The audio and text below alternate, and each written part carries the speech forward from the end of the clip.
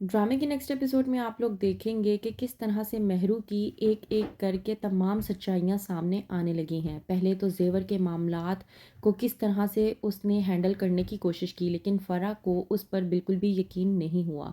अब वही बात कि प्रेगनेंसी की बात फ़रा से छुपाने की कोशिश कर रही है।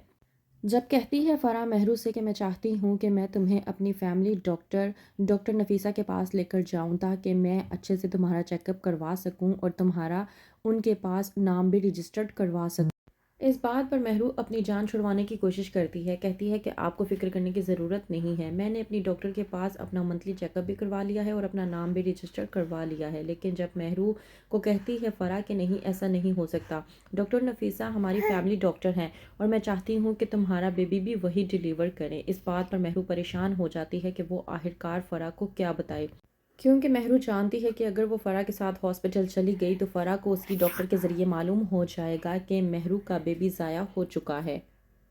वहीं पर दूसरी तरफ हादी ये सोचकर ज़ारा से माफ़ी मांग लेता है कि अगर ज़ारा को कोई गलतफ़हमी हो भी गई है तो मुझे उसको उल्टा नाराज़गी दिखाने की कोई ज़रूरत नहीं है। कहता है हादी ज़ारा से कि मैं तुमसे माफ़ी मांगता हूँ। इस बात पर ज़ारा हादी से कहती है कि ऐसी कोई बात नहीं है। मुझे समझ नहीं आ रही कि तुम आखिरकार मुझसे झूठ बोलने की कोशिश क्यों कर रहे हो।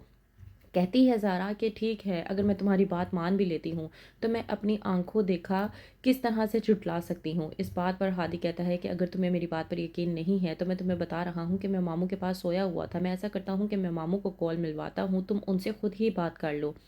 ज़ारा इस बात पर इनकार कर देती है और कहती है कि तुम्हें इस सब की कोई ज़रूरत नहीं है। ठीक है, तुमने मुझे कह दिया, मैंने तुम्हारी बात पर यकीन कर लिया, हो सकता है मुझे वहम हो गया हो। अब ऐसी भी कोई बात नहीं है कि तुम्हारी बात पर यकीन करने के लिए मुझे किसी विटनेस की ज़रूरत पड़े। ठीक है, तुमने क्लैरिफाई कर दिया है, हमारी लड़ाई ख़त्म हो चुकी है।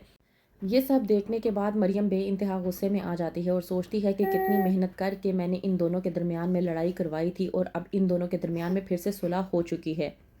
दूसरी तरफ फ़राह मेहरू के पास जाती है और जाकर कहती है कि मेहरू, तुम मेरी बात कान खोलकर सुन लो। तुमने ये जो ज़ेवरात का ड्रामा चलाया है, इससे तुम ज़ैन को तो बेवकूफ़ बना सकती हो, लेकिन तुम मुझे हरगिज़ बेवकूफ़ नहीं बना सकती। मेहरू जो कि फ़राह की बातों पर हंस देती है और कहती है कि आप तो मेरी सोच से भी ज़्यादा चालाक हैं। जितना मैं आपको बेवकूफ़ समझती थी उतना आप बेवकूफ़ नहीं हैं।